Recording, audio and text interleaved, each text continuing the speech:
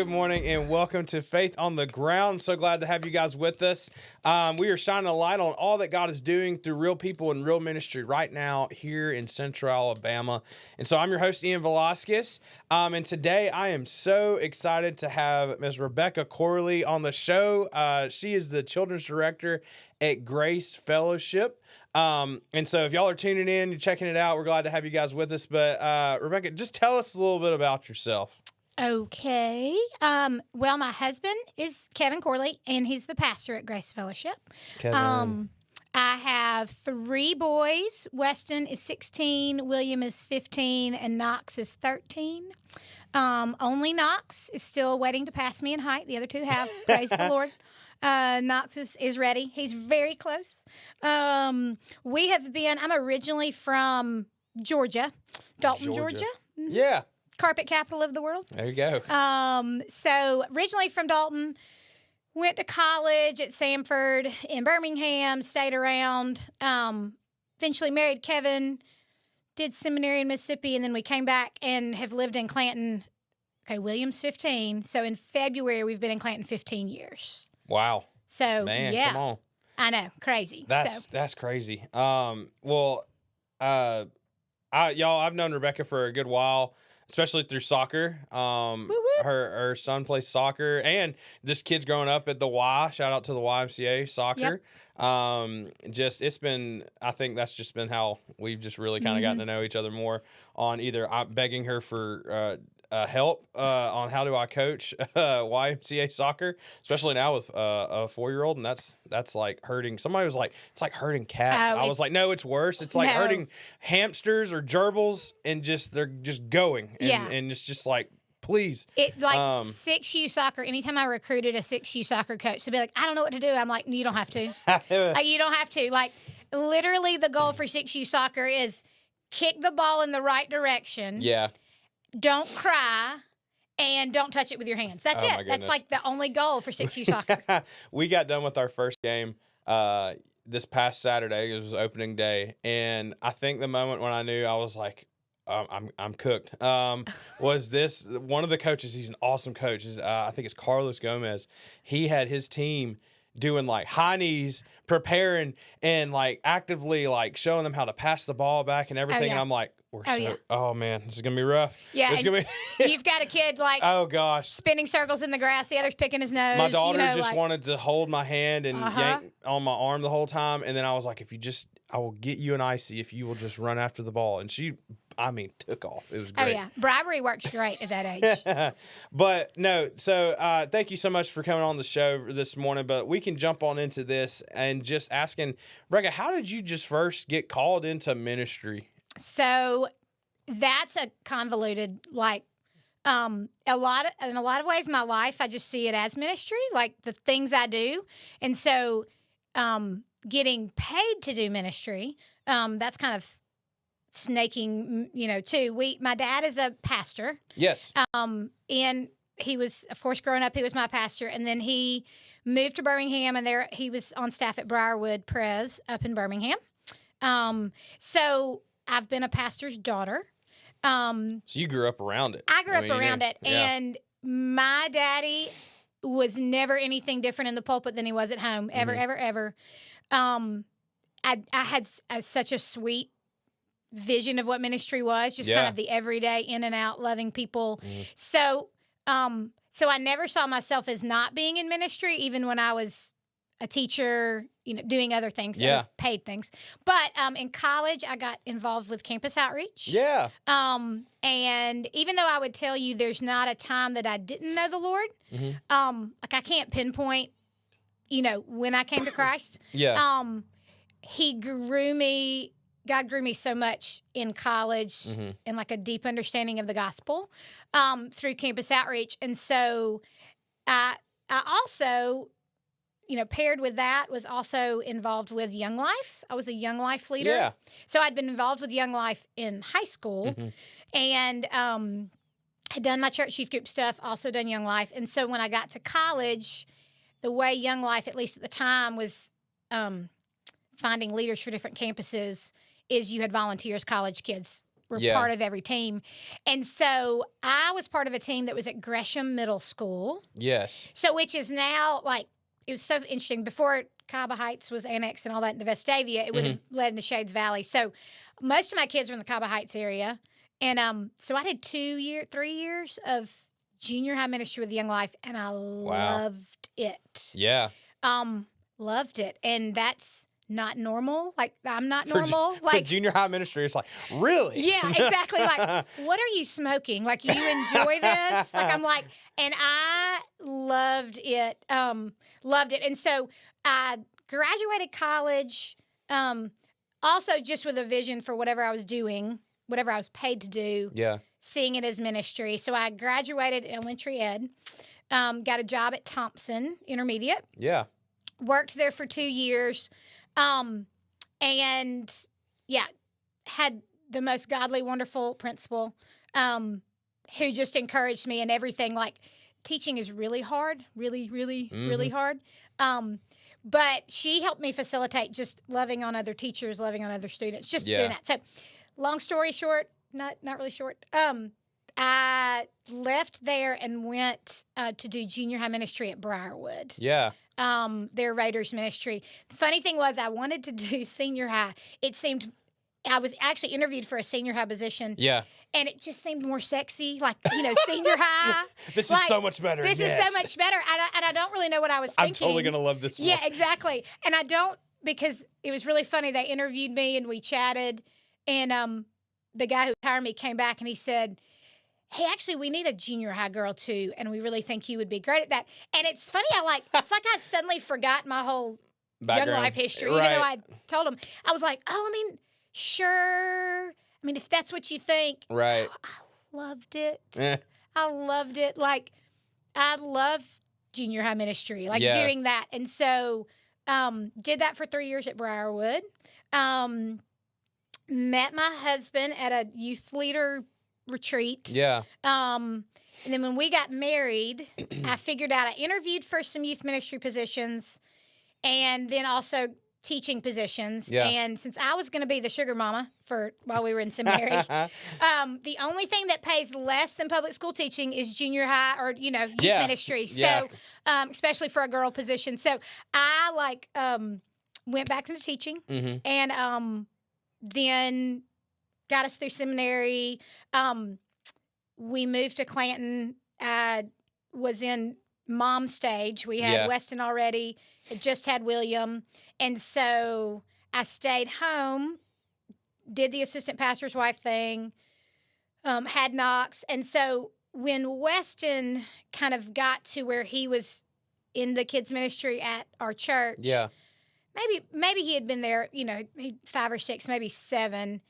I kind of took over somewhat doing some of our kids ministry, but it was volunteer. Yeah. And so I teach at a homeschool co-op. I teach PE. Yeah. A big homeschool co-op that my younger two go to. So I do that.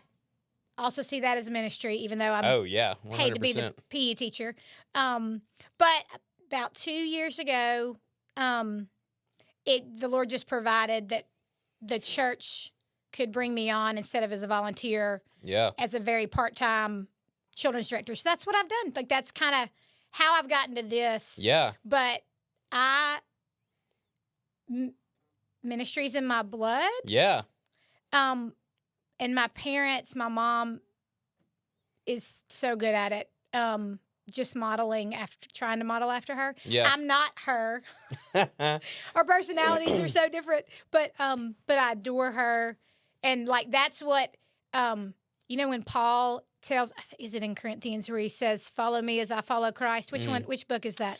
I think that's it. Yeah. I could be wrong. I'll go back, but he says, follow me as I follow Christ. That's my mom and my grandmother. I'm like, they could say that. Follow me as if I can just be like Mimi, my mom, if I could just be like Gigi, my grandmother, I will be so much more sanctified. So that's my goal.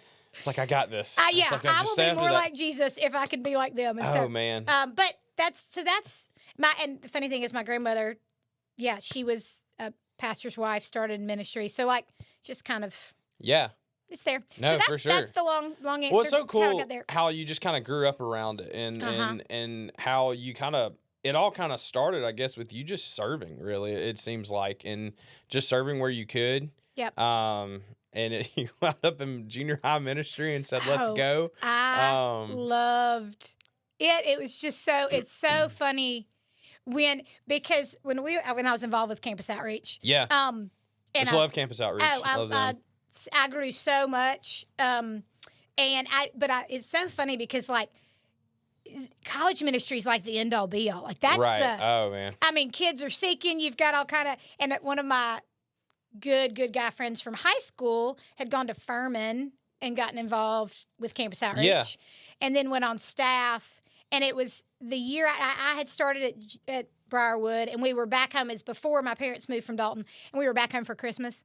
And I remember Dave, like we were just talking life, and he was like, and he's doing college ministry, right? And I'm doing junior high girls ministry. And he's like, how do you do that? Like, how do you? And I was like, well, Dave, I don't expect them to be college students. Right. Like my expectations are like real low. You know, my expectation is that when they look back in junior high, that they know I loved them, and that they know Jesus loves them, yeah, and that they equate the two. That like the church is somewhere I want to be. Yeah.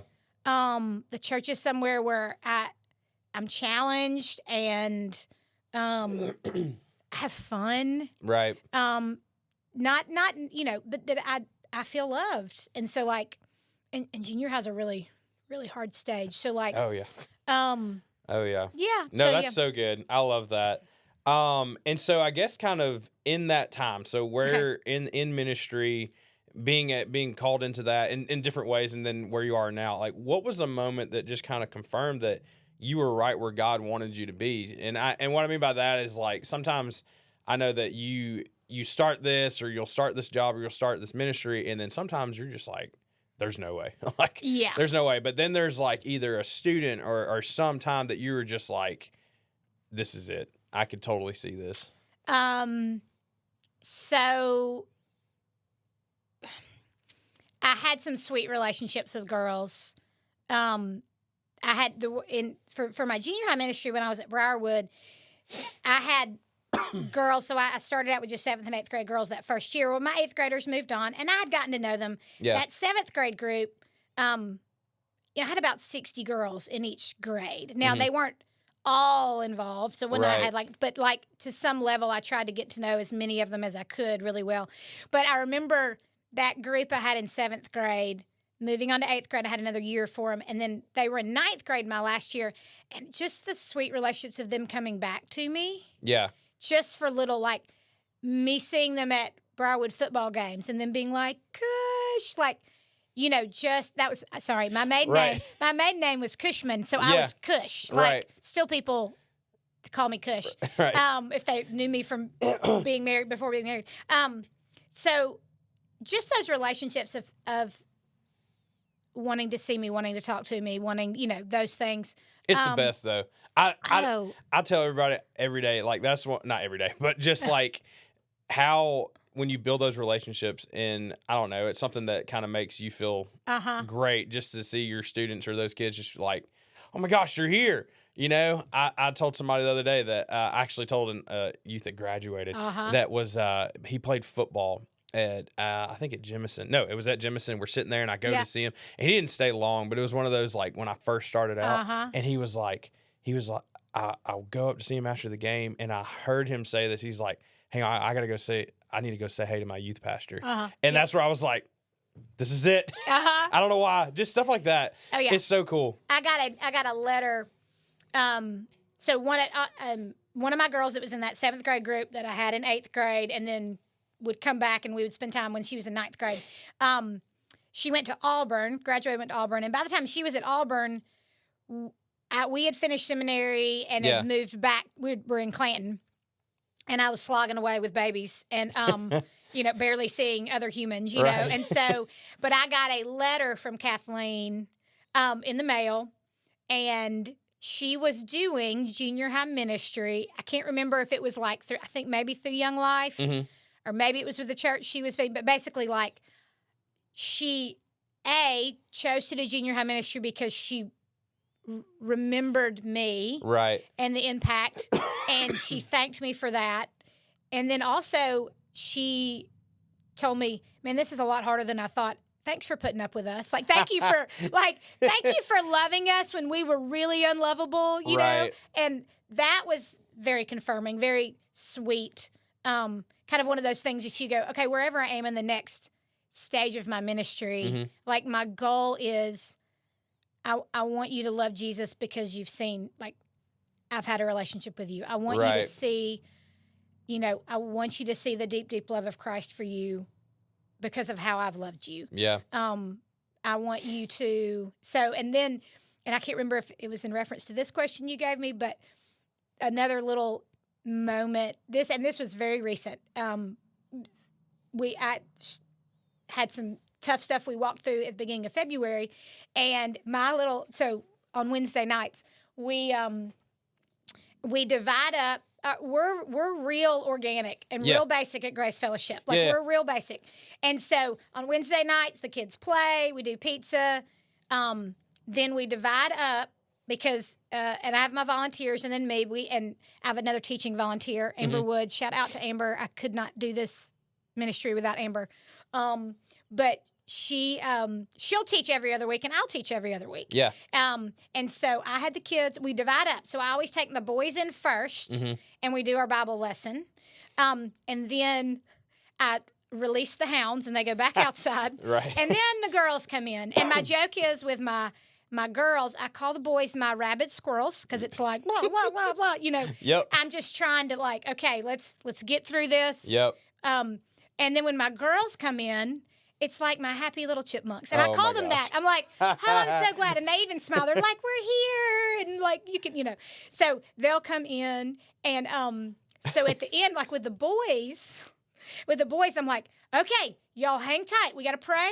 Right. And then we'll go. We'll walk back outside. You ready? So we'll pray. With the girls, they're like, hey, can we share prayer requests? All those things, No. Great. Can I pray? Can we pray? So it was at the end of a lesson, and I was praying, and it's funny because I was struggling with stuff outside of, that. Yeah. But I remember I just got real teary-eyed praying at the end, praying at the end, just praying that my girls would love Jesus, that they would see him in a deeper way, and I got choked up. And so one of my girlies, she was talking to her mom afterwards. Mom just asked, and the mother related this to me, but she said, hey, how was the lesson tonight? How was kids' stuff tonight? It was fun. We did this.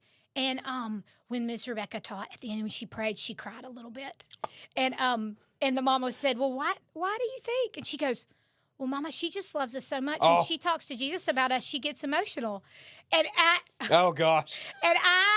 It's so funny because there is a level at which sometimes when I do, I'm just like, I do want you to know Jesus. I love that what she saw was she just loves us so much. Yeah. Wow. And so that was really sweet. Oh, my goodness. And encouraging because I was like, I am just trying to survive the night. And I do love you. And I love that that was her go-to. Mom, not even a question. Mama, she loves us so much. So that was confirming. Yeah, absolutely. after that, oh my goodness, that is, oh geez, and especially that's cool that they see how much how much you do love them, how much you're pouring into them in that way, and how cool that they're just like, no, Mama, this is it. Oh man, okay. Now I don't know if I get that from the boys. Let's go ahead. Boys and say are just that. like, let's go. Let's go. She called me out in dodgeball. She hates me. Okay. She's crying. Oh, that's what the boys. The boys are just like, all right, nah. I don't know what to do with You'll get that one though. You'll get that one boy that's just like, I got you. I understand. I understand. Give you a hug, a pat on the back. Good job. Okay, so going in this next one, what would you say is the heartbeat behind your current ministry? Okay. I've probably said it already. Just that I want my prayer every time we dive in. We teach. So on Wednesday night, the kids, for Sunday school, I have Sunday school teachers for upper elementary and lower elementary. Yeah. And they are working through a gospel storybook like curriculum. Yeah. And so over the 6 years, ideally, that they're in kids ministry, Sunday school, they've gone through the Bible twice, kind of gone through. And so on Wednesday nights, we use a catechism. Which is, I know, sounds real. Let's go. Liturgical. Come on. Yeah. So, but what we do is, so a catechism is just a series of questions and answers. Yeah. Designed for teaching children. Yeah. Just the truths of God's word. So, like, you know, there's very simple ones like the children's catechism. Yeah. Everywhere to the shorter and the longer catechism. And we are using the New City Catechism, which is kind of a modern rewording of the Dutch Catechism. It's gonna come back to me. All that to say, like the first question that like we go over is, what is the chief end of man? Yeah. The chief end of man is to glorify God and enjoy Him forever. Yeah. So what we do is we use, and you get a question, Right. and then it is a curriculum where we work through the answer. So we talk about like what the answer means. Right. So everything from who is God, you know, what has Jesus done for us on the cross, you know, what is true faith, like all these questions that we can go over the answers. So my heartbeat when I pray at the very beginning is, Lord, give us eyes to see and ears to hear the wonderful things in your word. And that's always my prayer. So I want the kids, and the heartbeat right now is I know for a lot of these kids, growing up in a church, and growing up with Christian parents who are teaching them. We have a variety, you know, like, and we've got kids that are coming that are just visitors, but like, I want them, they're not going to remember, they're going to remember a fraction of what I say. Right. A fraction. I want it buried deep down so that when they hit a wall in high school or they hit something in college, they go, oh, wait, hang on, I've been taught this. Oh, like, yeah. you know what I'm saying? So, right. They might choose to walk away for a time, but that when the Lord grabs them, they go, oh, wait, hang on. Rebecca taught me this. I know remember this. I remember this. Like, oh, that makes sense. So that would be the heartbeat. Like, what do I want my kids to get? I want them to get Jesus, and I want them to get it in 20 years. Right. I want them to look back and be like, oh, I was taught that. Yeah. I know that. And that's so good. Because then they are able to, like, I guess, just kind of find their way back in that way too. Like if, like you said, if they do walk away, it's like, I remember her saying this. I remember this going over this. And I remember like going off into college one time, and we were at church, and I think, you know, like what you said, sometimes they might not remember everything, but something is said, and I'm just like, oh, I remember saying that verse at church. And I could memorize it right now. And I'm like, oh, my goodness. And I remember texting my youth pastor. I was just like, dude, we just did this today. And stuff like that, even into children's ministry. But, no, I love it. That's so good. We're going to take a quick break, and then we will be right back going into just ministry in motion, what Rebecca's excited about, all sorts of stuff like that. But we will be right back here after this.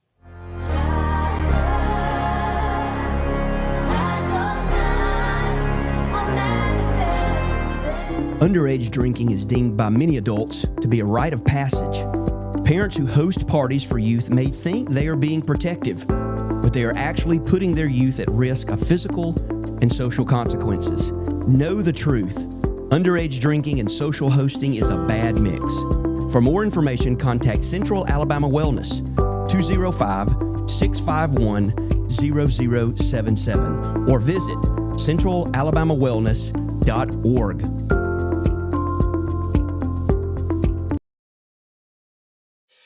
Chilton Mobile Home Parts and Supply is your go-to destination for top quality mobile home parts and supplies in Clanton, Alabama. Conveniently located at 14023 County Road 29, just 3 miles east of Thorsby. We offer a diverse inventory, including underpinning, doors, windows, faucets, tubs, setup supplies, and more. Our commitment to quality ensures you'll find the best solutions for your mobile home needs. Upgrade your space with stylish doors and windows. Enhance functionality with top-notch faucets and tubs, all conveniently available in one place. Visit us today or call 205-646-1949. Transform your mobile home with Chilton, where quality meets convenience.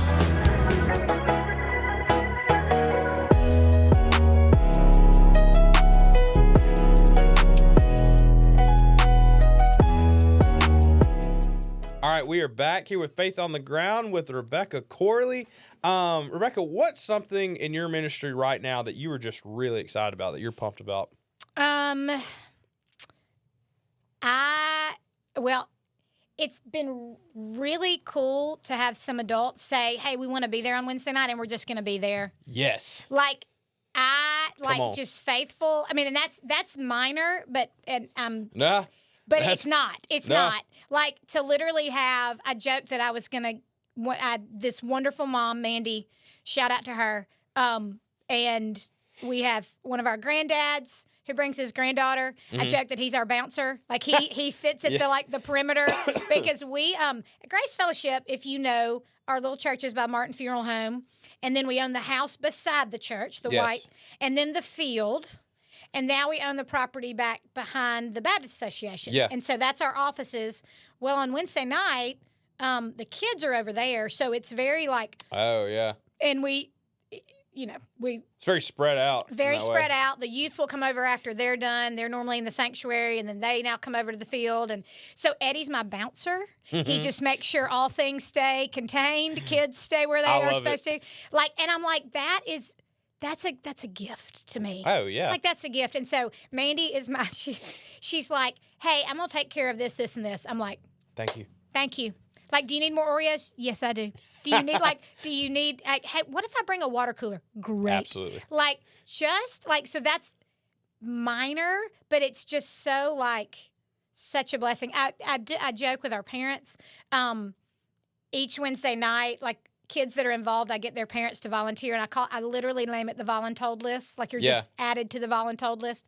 And here's your date, and if you can't do it, we'll switch. But Right. and parents are so gracious to come and help, and they're wonderful.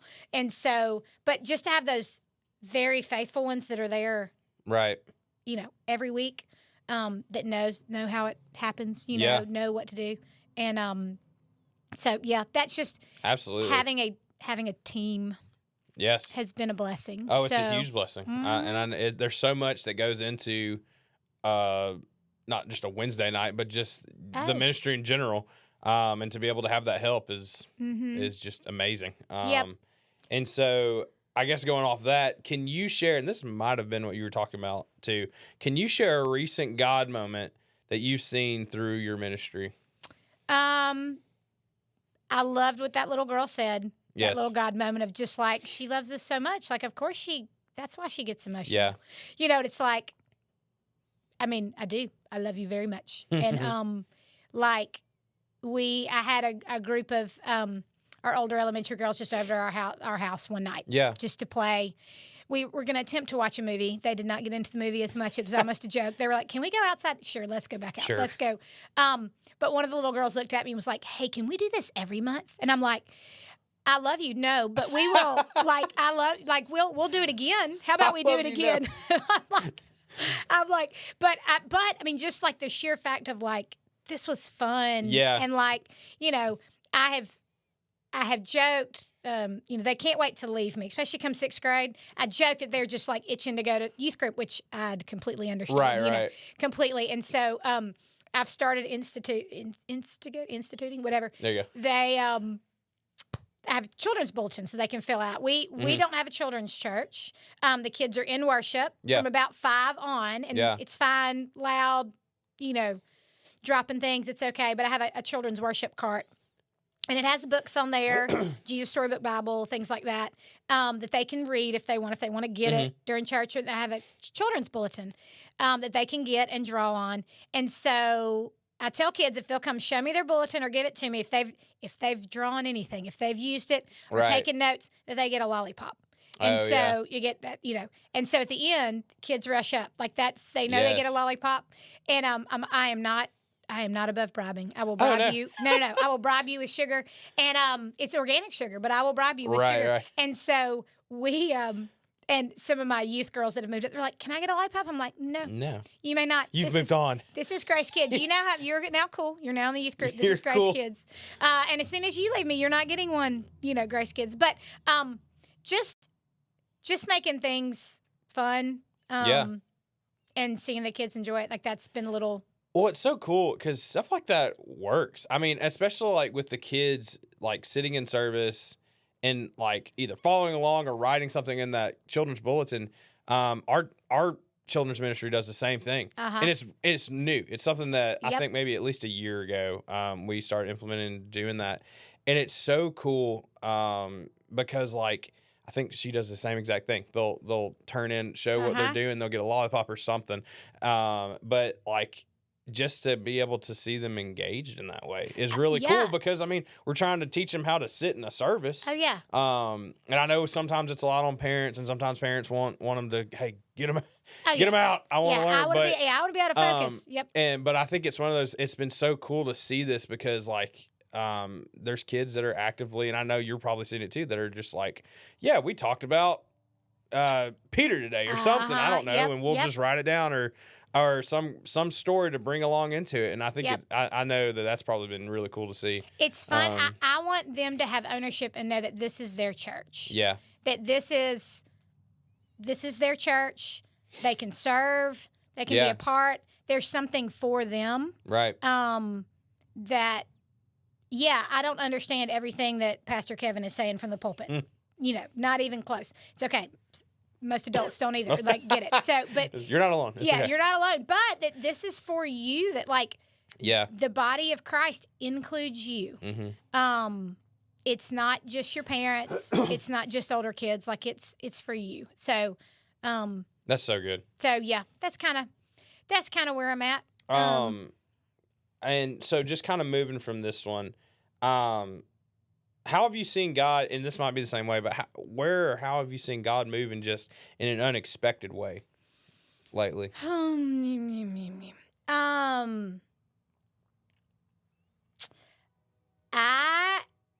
really hard-headed. No way. I know, shocking. I know. Wait a minute. Shocking, Ian. I have just gone through a season this year of refinement and sanctification, pruning. And so it's funny, like you're asking like a God, what was the question again? Like just seeing God show up? Unexpected way that he's shown up lately. Truthfully, because you asked me this on this week, I'm just more in a season of learning about me, not in like a navel-gazing way, but just, oh, Lord, like, I really wish I was farther along in the sanctification thing. Like, I really, really wish I was. And then that something will happen. Still small voice reminds me, you are. Yeah. I'm not shocked. God's not like, I'm not, I love you, and I'm cutting away everything in you that doesn't look like Jesus. Mm-hmm. Neil Vincent, one of our just one of my favorite human beings. Yeah, he was on the face of the planet. He was an elder at our church. Then they went back to New Zealand as missionaries, and he was diagnosed with pancreatic cancer. They came home, and he passed away a few years ago. But like when asked about like what sanctification is, like what that becoming more like Christ. And he said his example was a friend of his carving a horse out of a block of wood. Yeah. Like how do you make that look like a horse? Like how do you, and he goes, well, I just cut everything away that doesn't look like a horse. Yeah. And that's just like, how am I going to look more like Christ? We're going to cut away everything that doesn't look like Christ. Yeah. And That's it's good. like, oh, that's painful. Like, Great. hang on. I really like these little idols that I've built. Like, I really like I'm really good at this. So, like, so I've just been in a season this year of, like, the Lord being like, I'm not going anywhere. Right. But, yeah, like, it's hard. Yeah. That's so good, though. But the Lord has shown up in sweet ways, providing me with just friends, that I didn't have as deep a relationship with that I do now. Yeah. People to love on me, and so and just sweet relationships with my kids in ministry, to be reminded. I mean, even through Instagram and Facebook, some of my older girls that like are now mamas, and then are like, "Hey, I miss you. Like, what's going on with your life?" And Yeah. it's been good. I love it. So yeah, and just to see the Lord, I'm a mom and a wife first, and so just to see the Lord working on my kids, Yeah. has been good, hard but good. So yeah. Man, that's so good. And so coming off this one, and I think this might lead into this because I talked about sanctification as well. Leading into this next segment, it's just being just personal and real. And this one was a requested question. Oh no, did they call in? No, not thankfully. But if Chris Ferguson's listening, he's been begging me to do this one. So he was just like, no, yeah, I think you need to have a pastor's wife come on one day. And I was like, well, this is great because we have a pastor's wife, children's director, all of it All wound rolled into into one. But this is a new question. But what is it like just being a pastor's wife? So if you ask 20 pastors' wives that question, you would get 20 different answers. 100%. I know. I fully believe that. Grace Fellowship is such a sweet place to serve. In so many ways. I grew up in a church where, and my parents really, so I've gone from being a PK, pastor's kid, to them being a pastor's wife. Now, I will say I knew what I was getting into. I knew I was marrying a man who was headed to seminary, right? Like I knew when Kevin and I, at 27, when we got married, I knew like he was going to seminary. We were, so that it wasn't shocking. It's the sweet ladies that I know that marry like an engineer. Right. Oh, gosh. And then their husband's like, hey, I think I want to go to seminary. Like I could be like, I didn't sign up for this. So I knew what I was getting myself into. Once again, I've got my mama to look to and my grandmother to look to, but or did.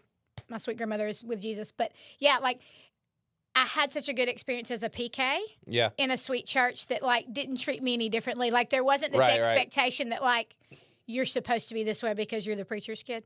Now I usually push through every boundary and every, whatever. So but it was very sweet to be a pastor's kid in that setting.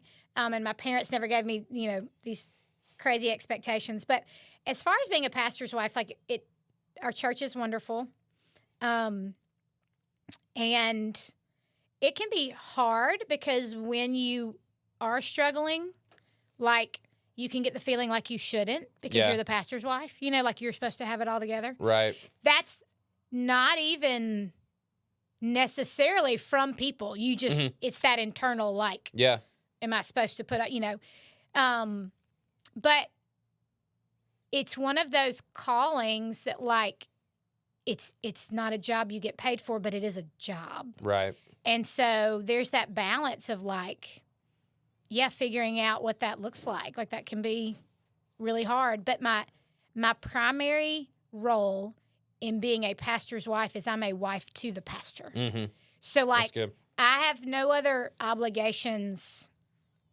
If that's my primary role, I don't don't need to fulfill any other obligations. I don't need to play piano on Sundays. I don't have to do children's ministry. I don't have to. That's so good. Yeah. I don't have to, like, my primary role is to support my husband as his wife. And so that, and right now he's holding me up. So, it's kind of funny, poor man. Like, okay, am I going to get through ministry and keeping my wife sane? But like, but like, it's like,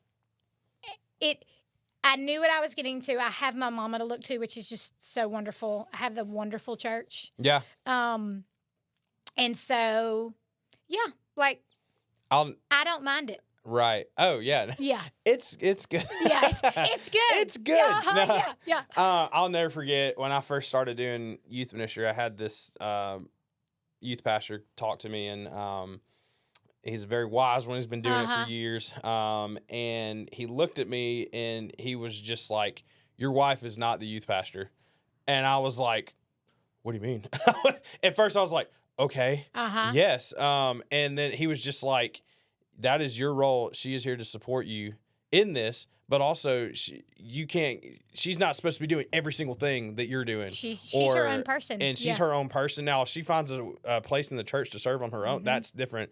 But I always will look back at that because, and sometimes I have to catch myself too, because sometimes I'll get in a bind or I'll get somewhere. I'm like, Kat, I need you to do this, or I need you to do that. And thankfully, I love her. She supports me so much. Is one of those people that's just like, I'll help where I can, but I have to be very careful to just be like, I can't schedule you to do everything, to do all these different things because you're not the youth pastor. No. And I think that's so good. Neil, just to support. Yeah, that same elder who, I can't wait to get to heaven and just spend time with Neil. But like he and then another one of our elders at the time when they interviewed, because my husband went from being the assistant pastor, youth, to then being the head pastor at Grace. Right. And we joke because people would say, "Oh, you're now the senior pastor." Well, when he became senior pastor, he was the only. Like, so he was like, or solo. Solo pastor. Whatever you want to call it. So he went and then actually still did youth for like a year. Did youth, senior pastor stuff, whatever. So, but we transitioned, which is not normal. Like, generally you would, so we already had a relationship at the church, but I remember Neil saying he said it when they hired Kevin as pastor because he knew me a little bit. And then when we came on as pastor, he said, "Rebecca, we know we're not getting a 2-for-1 deal. You are not you are your own person." Like, that's so good. And he kind of said the same thing. Like, your job is to support Kevin, and whatever that needs to look like, that's it. Yeah. And we don't have any other expectations, or we shouldn't. Yeah. Of you, like, so. Absolutely. Yep. I love that. And so coming off that, honestly, you've hit this so well already. What is a spiritual lesson that God's been teaching you recently? That I'm a control freak. Let's see. That the good work he began in me, he will be faithful to complete it. Kicking and screaming. He will complete it, and it's good seasons, bad seasons, like that, like we are being made more like Christ each day. Yeah. And he's teaching me to rely on him. He's teaching me not to talk. Shut up, Rebecca. Don't talk. I know I'm not doing it Except here. them soccer games. Yeah, exactly. Except in a soccer really... game. Hey, Ian, he's done a lot of work. You've heard me. I'm most soccer games. Come on. Those boys and girls know that I love them. Oh, 100%. They know that I'm there cheering them on. And I love them. But yes, only good things should come out of my mouth at soccer games. But no, like that. Yeah, he's not done with me. It's good. He is sovereign in the good and the bad. Nothing takes him by surprise. All these things that you know, but then when the rubber meets the road, you're like, oh, that's what that means. And that, No, I think that's great. And I think that kind of goes into this because you're kind of going into it. But what's something that just keeps you encouraged on those incredibly difficult days and when the rubber meets the road, you know? Oh, yeah. When crazy things start happening. There are always people that need to see Jesus in you. Yeah. And if that shifts and change and it doesn't need to be, you know, like you need a break, like there's always like and if they even watch this, they won't. But those soccer players love them. I want them to know Jesus, you know? That's so good. I want them, you know, the Lord has given me ministry. Even if I wasn't in ministry, the Lord has given me my kids. My kids have people, and therefore they're my people. Yeah. You know, I'm, you know, and so, yeah, that ministry, whether I'm paid to do it or not, will always go on. That's good. You know, so I love it. And so switching gears, Yep, go. some fun questions. What is a hobby that you were just really into right now? I laughed about that last night with Kevin. I was like, my children. I know. 'Cause that's all I like. I'm like, Every time I ask this, yeah, I'm like, everyone's like, my kids. Uh-huh. What are my Like, kids doing? That's yeah. my hobby. well, I mean, like, and you know, like, It's so real though. Like that's it what is. I'm like, what do I do? Okay, like, I enjoy reading a good book right. when I can. And we've shifted, you know, we're in that season of teenagers, and you thought when you had them and they were little, you thought, oh my gosh, this is so hard and exhausting. And then you had someone tell you, like, it's not as bad as you think. And you're like, what? What are And then talking you about? get here and you're like, oh my gosh. Here we go. And it's not as physically exhausting because Right. my kids wash their own clothes. Now Yeah. they stuff them in drawers, but like they wash their own clothes. Come on. They can sweep a floor. They can do, you know, so it's not like I have, Yeah. like it's not, it's mentally and spiritually and emotionally exhausting. And then you're running everywhere, you know, like I'm texting my husband going, hey, I need you to take that kid because I got to take this kid and this goes, and, you know. Right. And so, yeah, when I think of hobbies, I'm like, yeah, I read a book. It's a I good go book. for a walk. You know, like maybe play a little pickleball, There but you like go. That's a good go-to. That's a good. like that's rare because I'm like, oh wait, because if friends are like, hey, can you play pickleball? I'm like, nope, soccer. Like, Right. sorry. You know, or My if it's, hobby is I'm the biggest soccer fan ever. That's what it is. I want to I see this. am the Chilton County soccer mom. Yeah. So I was literally gonna say that's that. me. That's it. That's me. So yeah, it's like, yeah, so hobby. But go. But no, I think it's. I mean, maybe when I get older, or when I end up having when Sky's older, I might think differently. But do you think it's something that is just like a blessing though to just be truly just involved in that way with your kids? Like, yes. Yes. It is beyond a blessing. It is, it's beyond a blessing. Like, Yeah. it's what, yeah. Like, I want those kids that come into my house to know that I love them. Mm-hmm. And, yeah, it is. I would not trade it for the world.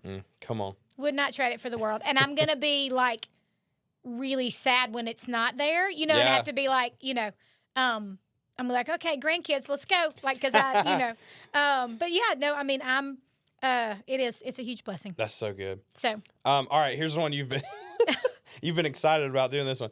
If you could sit down with any biblical figure besides Jesus, who would it be and why? okay. She was so pumped about this I one. know, I don't know why I'm so pumped. Have you ever interviewed a woman on here? Like you've interviewed a few. Yeah. Okay. So I don't know. No, I can't remember what theirs were, but Okay, that's okay. um, I laughed. I was like, I want to meet Martha.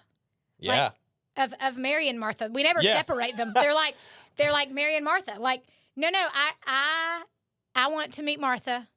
I want to sit down and be like, okay, like what did Jesus tell you? Like when you welcome him into your house. I went and read both passages about Martha the other day. Right. And I was like in the first one, it's Luke. I think it was Luke 10 and John 11. Yeah, John 11:35 is Jesus wept. So it's Jesus. It's Luke 10, and she opens up her home to Jesus. I mean, Yes. like the initial thing is Martha opened up her home to Jesus. Right. You know, like she's the consummate hostess, right?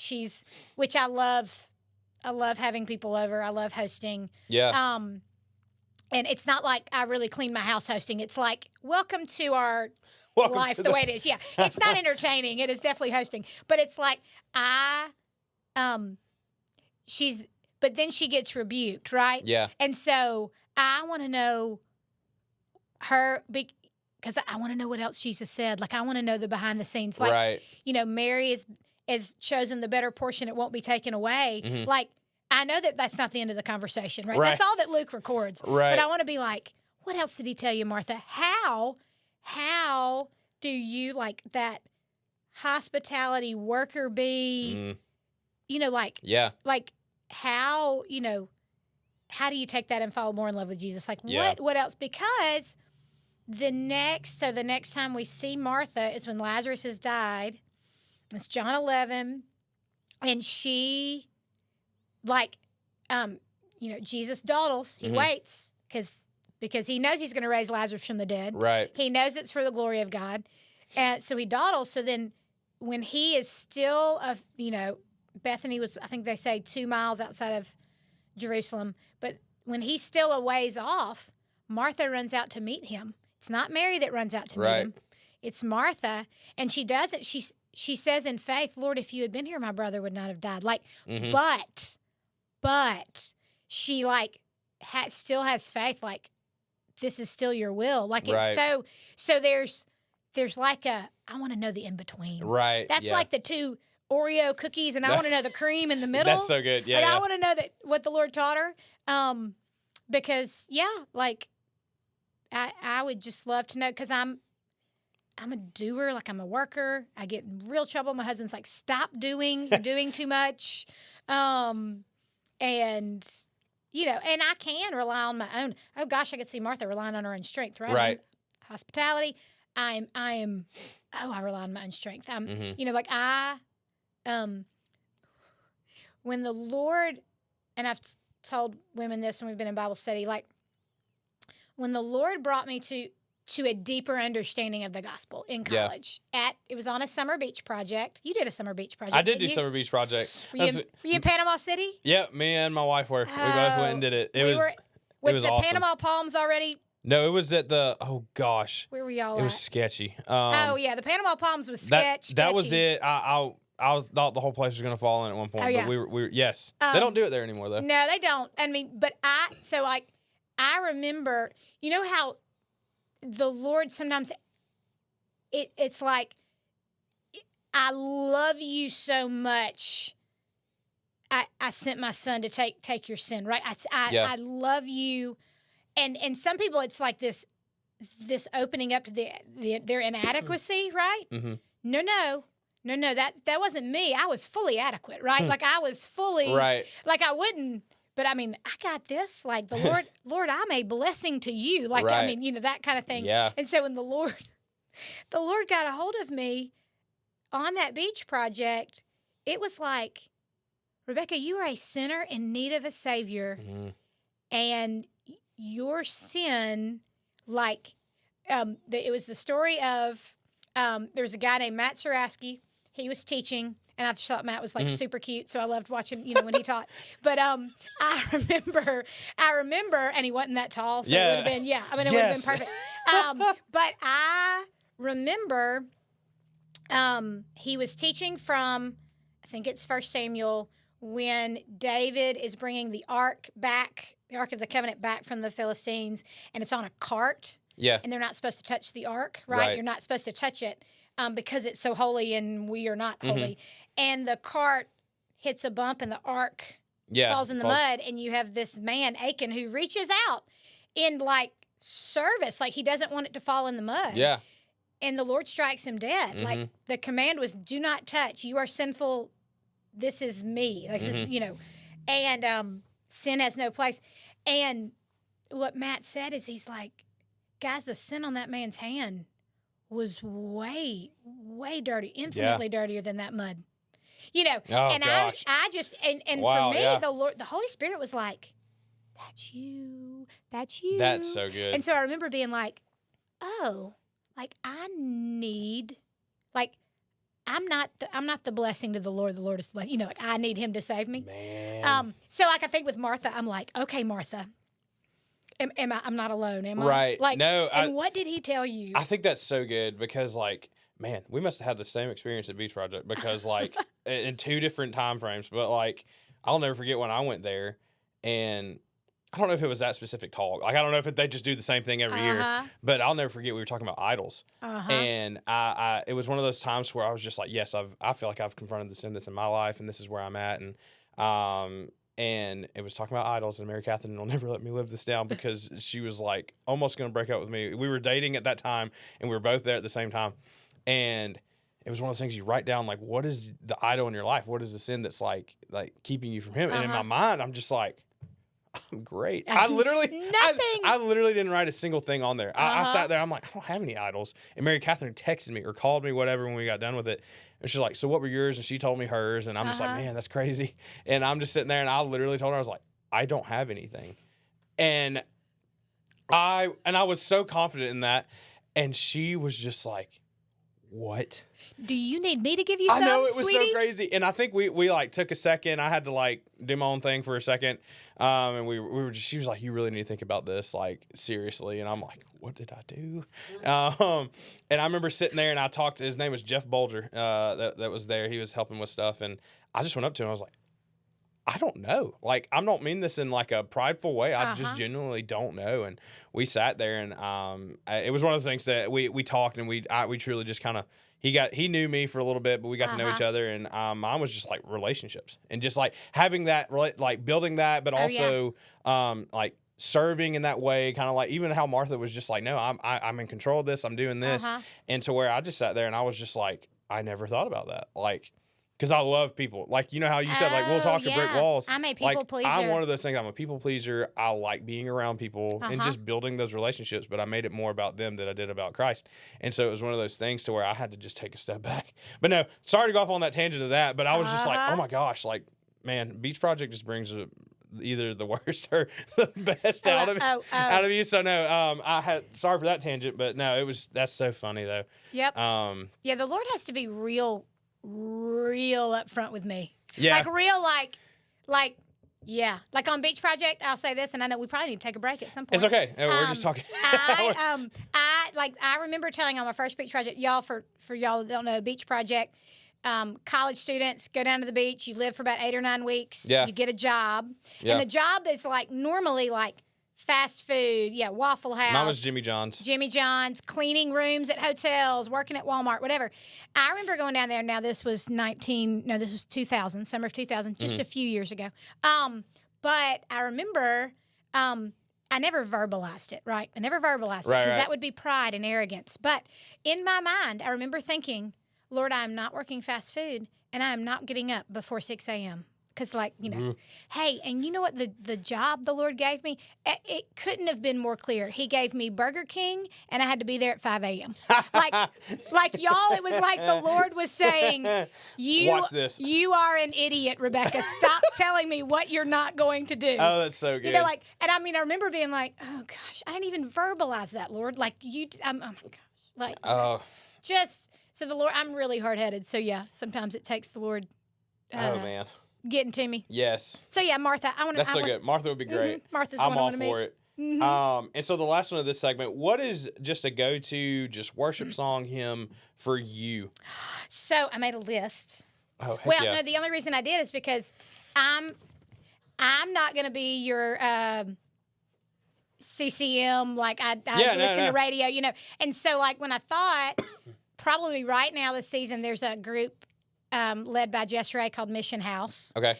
I've heard of them. Yeah. I love it. Spotify, This is Mission House sound like playlist or whatever. But a couple of them on there, Precious Gold by Mission House and Ellie Holcomb. I love some Ellie Holcomb. Oh, yeah.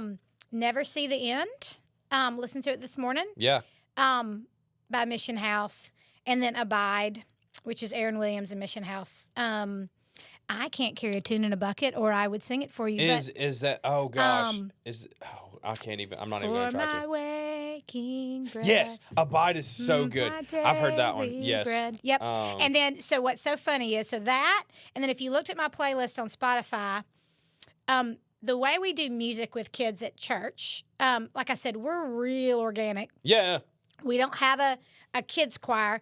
I can't carry a tune in a bucket, but I'm the one doing it. So what I decided when I took over, like when I was volunteering kids ministry, I was like, hey, we need to be singing in church. Like the kids need to be doing that. So we would literally on Wednesday nights, we would pick a song and we would practice it on Wednesday nights. And then we pick a Sunday and we sing it in church. So we went through a season where we were doing a lot of Ellie Holcomb and great, wonderful songs. Love them. And I love them. And I want to get back to that. But it hit me like I was, I want my boys to really get into it. And so the Lord put on my heart to try some Josiah Queen songs. Yeah. So this Sunday, I'll post it on Facebook. We're going to attempt to sing Watch Your Mouth, Boy. Watch Your Mouth. It's such a good one. It is so good. It's one of those you just kind of yell. You don't really sing. You just kind of. We probably will from the stage. My kids are so excited to sing it.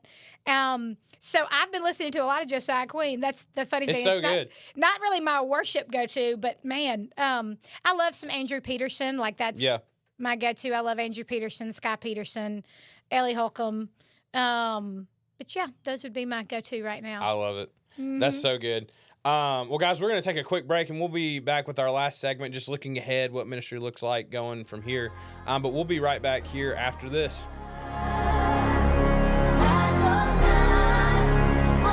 Reliable towing or diesel repair? Mems Wrecker and Heavy Duty Diesel Repair has you covered. We specialize in light and heavy duty towing and recovery with the latest equipment for any job, from campers and tractor trailers to winch box recoveries and the only local-based rotator in the county. We do it all. Our diesel repair services include computer diagnostics, engine rebuilds, transmission and clutch work, and general maintenance. Trust Mems Wrecker and Heavy Duty Diesel Repair for top-notch service. Call us at 205-217-1984. Some family traditions begin with an ending. Lasting family legacies are established at Martin Funeral Home, where for over 100 years, we have served the families in our community. Bobby, Donnie, Norma, and our family at Martin Funeral Home would like to express our sincere gratitude for allowing us to serve your family.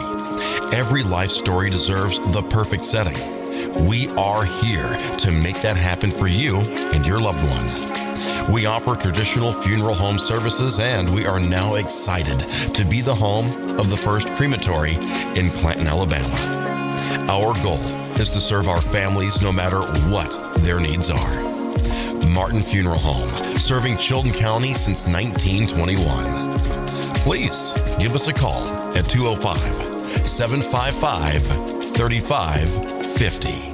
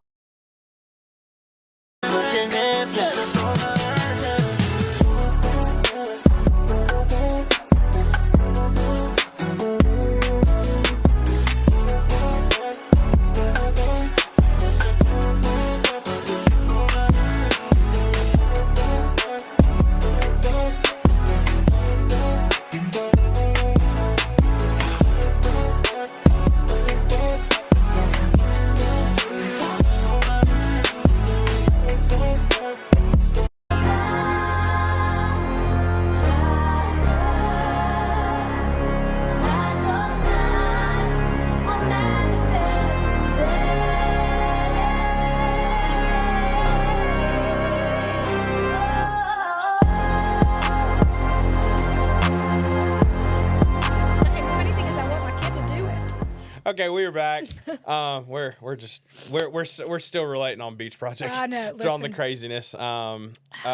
If you have any high school students that are going to college or any college students, which I don't know. I know they're like Auburn, kind of So Troy, all those other South places. Alabama. They're at UA now. They're in Yeah, Alabama. The yeah. guy that leads Alabama was, a contemporary of mine. He's fantastic. Yeah. Seth Terrell. But good times. How absolutely crazy it was. But all right, so we're looking ahead. Rebecca, what are you just currently praying for in your ministry? We need a new building Yes. at Grace Fellowship. So if anyone has a few million they'd like to donate, we'd love it. Casually. Shameless plug, but no, we have. I mean, our plans have morphed. We have all of our property we need, but it's going to take a lot to get we need like a education building that can also double as a sanctuary when we need to move out of our sanctuary, that then we could build a new sanctuary, that kind of thing. So Yeah. the Lord owns the cattle on 1,000 hills, so I know he's not slow as some would count slow. Right.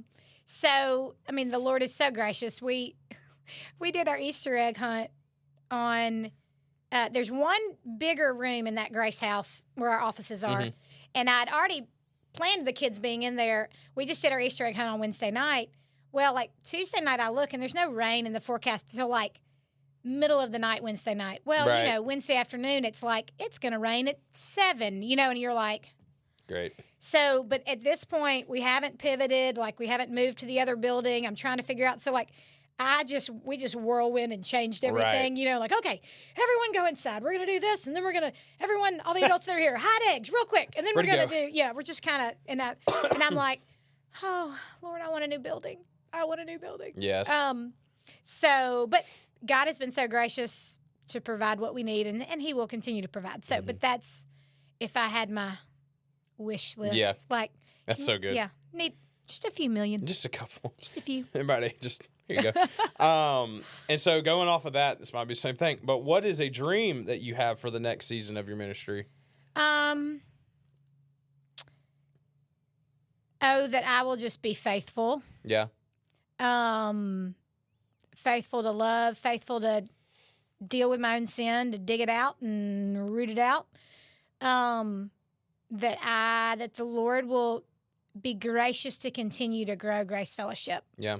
And that He will do it for His glory and our good. Yeah. That is, like I said, what is the chief end of man? That first catechism question that we go over with the kids. Now, there's like 50, so it takes us a year and a half to get through the catechism, then we revisit, and the kids will go, I think I've heard this one. I'm like, oh, you're going to hear it again. Guess what?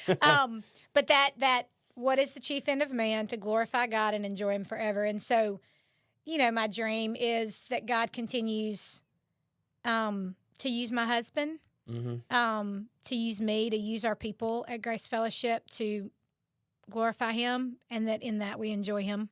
Yeah. So that would be it. That's a very churchy answer, but there it is. That's Yep. it's like tell my kids. That was a very Sunday school answer. I love it. Uh-huh. No, that was great. That's yeah. so good. That's so good. And so what is something that you would tell yourself first starting out? Ooh, I thought about this last night. Kevin and I were laughing, like, what would I tell myself? And a lot of it, sometimes it's just like, hey, don't do this. Yeah, don't. I mean, or try to do this more or something like that. I was trying to wrap my mind around. So. And it's fine if there's not. Like, if there's something you're just like, hey, stay the course.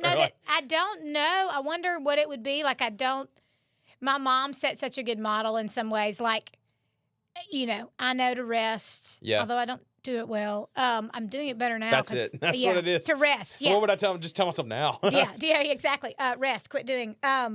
So,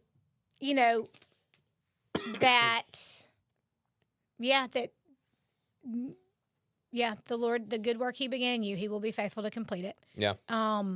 And that it's His work. It's not yours. You aren't the blessing to the Lord. He's the blessing to you, Rebecca. Like He's going to use your strengths. He's going to use your weaknesses. Yeah. And yeah, like, that you're in it for the long haul. Yeah. And like I said, like I will always see myself as being in ministry, even when I'm not paid to do it. Yeah. Campus Outreach did a good job of That's good. instilling Yeah, that right. in you, you know, like, Yeah. but at the same time, like that's my parents. So it's, love God and love people, whether you're paid to or not. So I don't know if there's anything That's real so that I good, would tell, though. Yeah. but yeah. And so for the last little bit, how can just the community, the community, just be praying for you personally and for your ministry? Well, you can pray for my wonderful, wonderful husband, that the Lord just continues to use us, to build his kingdom in Clanton, so that when people look at us as a couple, as a family, even if they don't understand Jesus, they go, there is something different. Like, I know she loves me. Yeah. You can just pray that I will be encouraged, that I will encourage, that I will know God's love deeper, that I will, share God's love, that I'll be an encouragement, especially in the days when I don't want to be. I want to be like, really? That I'll keep my mouth shut when I need to. I won't yell things at soccer games I shouldn't. Yes. No, that I just that I keep a long-term perspective, because we can get so wrapped up in like the day-to-day and and I tend to do that. My sister, who is a saint, she lived in Ukraine for 9 years with her husband. They were missionaries, and when the war started, they evacuated, and now they're in St. Louis. She's a counselor. So I actually talked to her last week as my counselor. I said, okay, I'm talking to you as my sister, but I need counseling, so you're my counselor. So we talked through some things. But, oh, gosh, and where was this going? It left me. Pray. Praying for you personally. Praying for your ministry. But, like, just, like she reminded me, like you love big. And so the flip side of that sometimes is I can be real emotional. Like I'm a big feeler. And so just reminding myself that when the feels aren't there, it's okay. Yeah. To continue to love big, know. And so, yeah. No, it was an encouragement to have her. She knows me well enough. Yeah. To know, like, no, you love big. And so sometimes you'll hurt big, but that's okay. It's okay. That's so good. Yeah. But yeah. I love it. Well, definitely be praying for that. And pray for my sanctification. Your sanctification, for sure. All of ours. All, you're not alone. As Jesus cuts away this sin that I don't, Oh, man. Gosh, Rebecca, thank you so much for coming on the show this morning. And I just want to let you know, we see everything that you guys are doing in the community, and we see the love that you guys have and everything that you guys do, whether it's soccer, being the Chilton County soccer mom, and just everything else that y'all are involved with. It's so cool to see, with either just Grace or just you two, like you said, not even having to get paid to do that, just showing that love and to do that ministry. And so thank you for what you guys are doing. Well, it's thank a time. you, for this radio show. Thank you for being in ministry in Chilton County. Thank you for your encouragement to my husband. Love him. And to our youth director, Zach, like our assistant pastor, Zach. Like, so, yeah, no, it takes brothers walking in ministry together to encourage one another. And that's huge. So we're very thankful for you, Ian. Well, thank you guys. And thank you guys for tuning in to Faith on the Ground. We'll be back next week, Tuesday at 10:30. You can catch it on the Piper Peach app, Facebook, YouTube, all that good stuff. But thank you guys for tuning in, and we will see you guys next week.